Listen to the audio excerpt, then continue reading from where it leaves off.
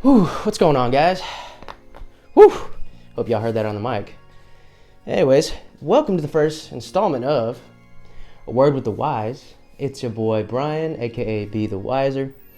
So this whole interview thing is just basically to allow myself to have conversations with the creative people of today's society who find a way to express themselves through more than just words, through imagery, through sounds, through just overall displays of just human ingenious, really.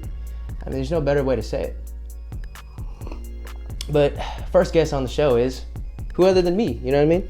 So we're just coming in here fresh, raw, you know what I mean? It's really nothing. I just want y'all to be prepared to listen to my new song on my birthday, November 26th. So if you did that, you'd be doing me like 10 billion favors, all right? So, intro about myself, if blah, blah, blah. Anyways, I was born in Houston, Texas, at Lyndon B. Johnson Hospital. Come find my records there. Grew up in Baytown, Texas, little city outside of Houston near the Gulf. Parents came from Vietnam looking for a better life for them and us. So, you know, they had their businesses here. Hurricane Katrina, we moved to North Austin in a place called Hutto, Texas. Super far north. Graduated high school there, went to college at UNT, North Texas, and here we are. I've been making music since right after high school. It started with making beats off of a pirated Reason 5. Like this program was from 2010. I wanted to get it how I wanted to get it. I wasn't into FL Studios, like Fruity Loops. It just didn't pique my interest at the time. Reason just seemed way more advanced and way more technical, and that gave me an itch to try to figure it all out. So I went from making beats to then trying to write a song on my first beat, and then the very first song that I wrote actually was from an unreleased Kanye beat tape. If those who know, like, that's just like one of the hidden gems of a staple hidden gem from underground music. I tried to write a song to that, and I remember that being pretty horrendous. Something about like the 832 something, blah blah blah. That's my area code. I don't know, but yeah. So we're gonna move on to the first question of this interview segment. It comes from Jew Boy Yeezy, and he says, "Can you break down your music process?" So yeah, everybody knows everybody's music process is completely different, where they start, how they finish. I think for me personally, since I do like to produce my own tracks, I go from the DAW, the digital audio workstation. I have Reason 12. I'm on a little loophole that gets me $12 a year to use this high grade fucking system, which is pretty nice. So we start with there. I usually just start with the drums and whatever comes to me. Like I got the hi-hats, I got a bunch of kits. I got like a Tyler Creator kit, Kanye kit, Pierre Bourne kit, XXX kit. The list goes on, right? So start with like some kicks, some 808s, some hi-hats, a snare. And then as of lately, I'd probably say as of the past 6 to 12 months, probably like, yeah, I guess within the last year, I've really been digging into just messing with loops, like not super original compositions. I think way back whenever I was producing, I would just like create everything from scratch. Like I was creating chords, violins, and all this stuff. And I think it was just like overstimulation, and I was creating such like complex things that were just overcomplicated. It didn't need to be like that. So I've been kicking back and just enjoying finding some like unique sounding loops, or like taking the loop and then manipulating a bit, maybe reversing or like changing the time up, the tempo. So throw in the loop there and make sure just matching the BPM and a key. Sometimes I'll like double loop it to do a beat switch. But after that, we have the beat running, put it on a loop, and then I just start to write. You know, like sometimes the freestyles come out just to kind of figure out the ball rolling.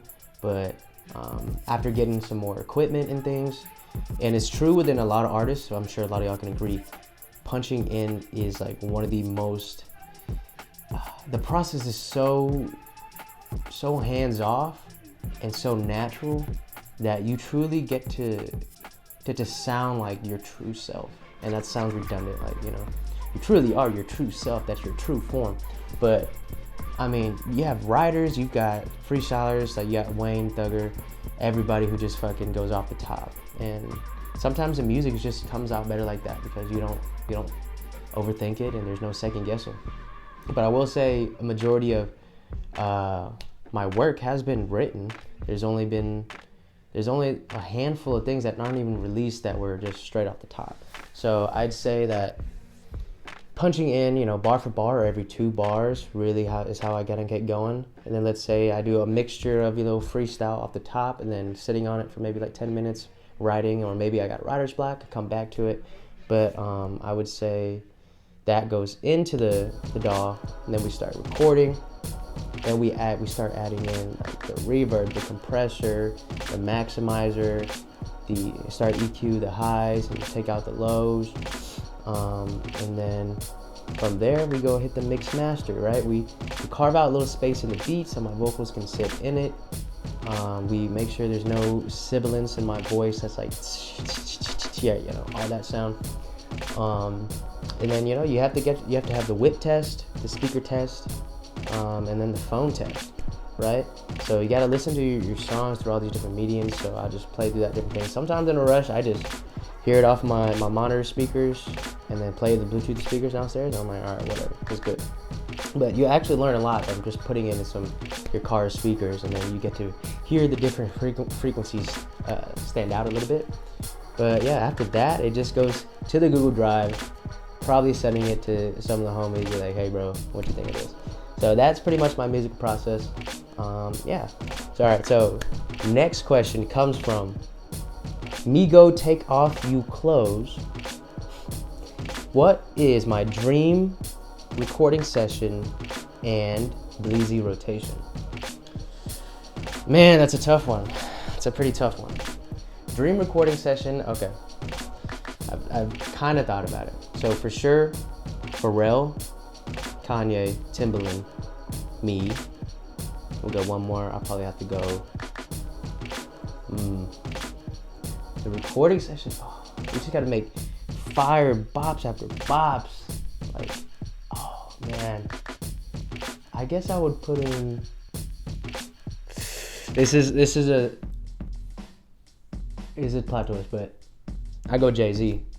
Jay-Z is a motherfucking mogul, so he gets it. He gets in there. Now, Dream Bleezy rotation. All right, Dream Bleezy rotation. We're gonna have to go Seth Rogen, because my God, as soon as he starts laughing, I will probably die of laughter. So we got Seth Rogen, Kid Cudi. God, that's the fucking man. I don't care all that bullshit going on, man. No human is perfect, and we are entitled to think what we think. Who are you to judge? Maybe he's got some things that I don't agree with, or the possible, the drama just going on in the music industry. But Seth Rogen, Kid Cudi, Childish Gambino, Donald Glover. Fuck, please, bro, please. I'd be bringing in my notepad, just taking notes as long as I can. And then we'll throw in. It's a toughie. It's a hella toughie. I'm thinking. Fuck. I don't know if Andre 3000 smokes. I mean, he's got to smoke. Andre 3K. And then last one. Who smoking with? Who smokes? Who smokes that I want to smoke with? Who smokes? How about?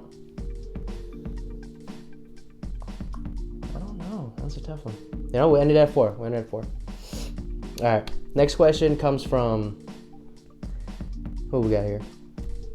Biden Pack on 10 says, best advice you've been given and would give about life. So, best advice I've been given, probably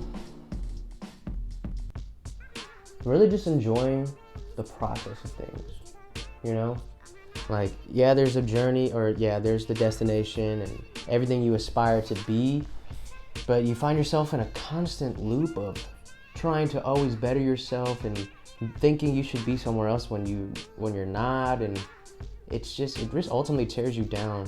So I think there's a healthy balance of planning for the future and your goals for yourself, as well as being happy with where you are in the now, because the day-to-day is where you live your life.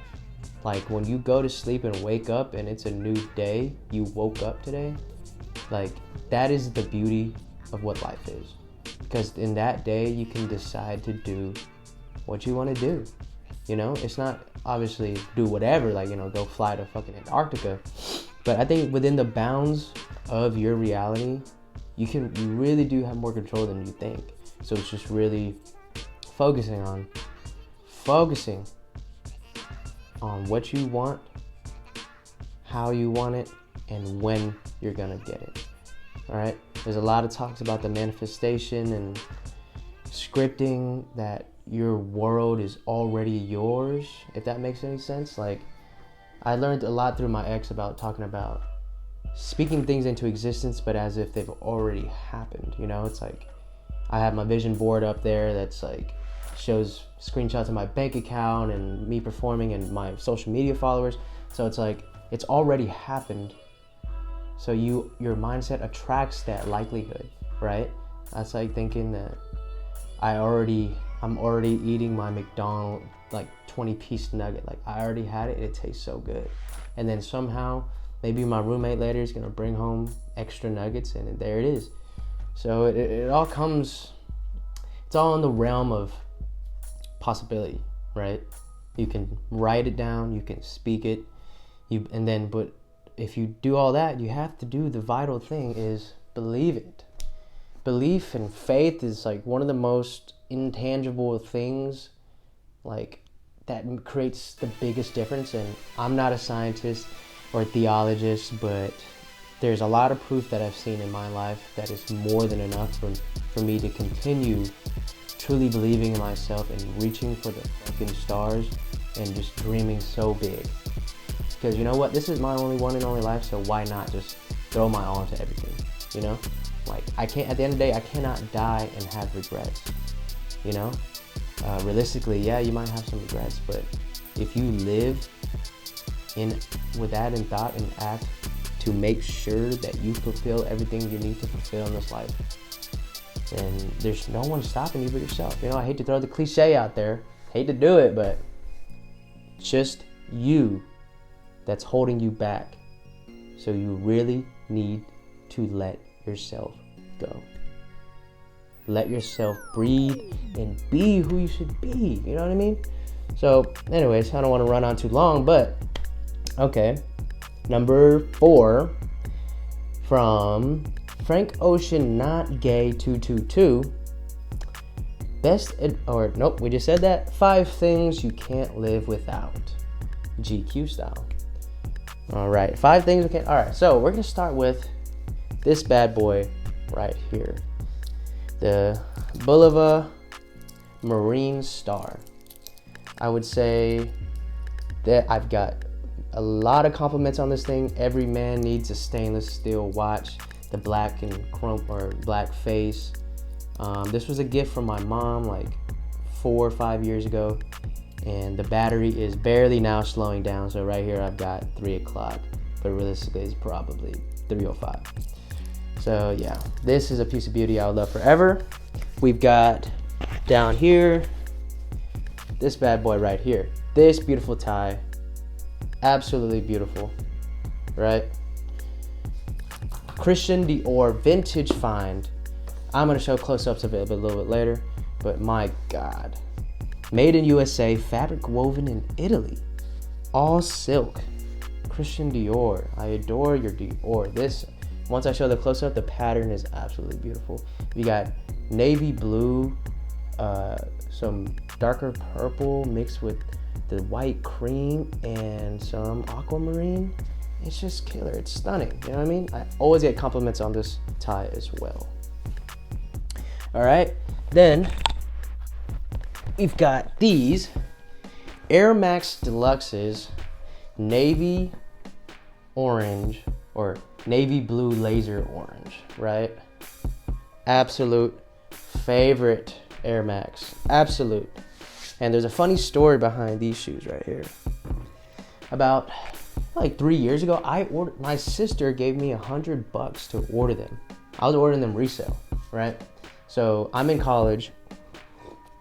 We live like 2 blocks away from campus, and it's a duplex. It's a little sus, I'm not gonna lie. It's a little susser side of the campus. And I'm up gaming Fortnite or something, and I'm checking, you know, the USPS online website. Like, oh, when is it gonna get delivered? Oh, today at 1 o'clock, whatever. So I'm gaming at like 11, and I just fucking gamed through for 2 hours and completely forgot. And I checked my phone, and like, oh, it got delivered at 11. Run downstairs, I'm like, ooh wee, I got new shoes for my birthday, and then not there, right? So I'm sitting here thinking like, all right, what the fuck? Maybe it was wrong. I'm just calling USPS, blah blah blah. Like, hey guys, like, says my package was delivered, but it wasn't there. Was it possible that the driver made a mistake? Like, unfortunately, your area is known for theft, and the package is geo-tagged, so our driver did drop it off. And I was like, so there's nothing you guys can do? He's like, unfortunately not. And then I hung up, and I was like, are you fucking kidding me? Brand new, damn near dead stock, brand new Air Max Deluxes. And for my birthday, from my sister, nothing. So it wasn't until probably like 6 months ago or something like that. I'm making money now, so I had to buy that grail again because it just meant so much to me. Fun fact, I actually bought the same silhouette, different colorway. We've got like some type of white and black variant, so we got that. And then, oh, what was my 5th thing? Yeah, that's right. My 5th thing.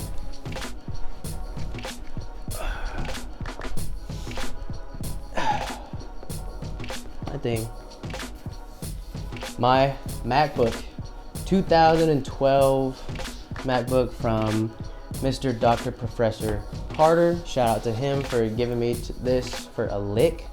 I would say he gave me this MacBook for like $100, and then I bought my own charger for 50. So whole thing for 150. Now I got emails, I got stocks, I got my DAW on here, literally whole life on here. So that is item number 5. Alrighty. So I just want to say I don't want to run too much longer. It's been 10 minutes, it's been 15 minutes. So closing statements. Thank you for watching. I don't know if you gave a fuck, but this is just the very first edition, very first installment of A Word with the Wise. It's your boy, Brian, aka Be the Wiser. New single dropping on Saturday, my birthday, November 26th. Sun Devils and Hourglasses. Pre-save Instagram bio. Please do it. We're just trying to get 10, you know what I mean? 10 is nothing, right? You can make y'all can make 5 accounts each and just do that, because I really got 2 fans. So that's at least what my metrics say for Spotify and Apple Music.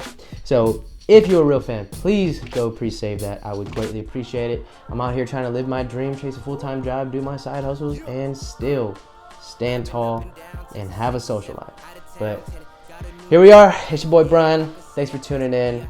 I don't got too much left to say other than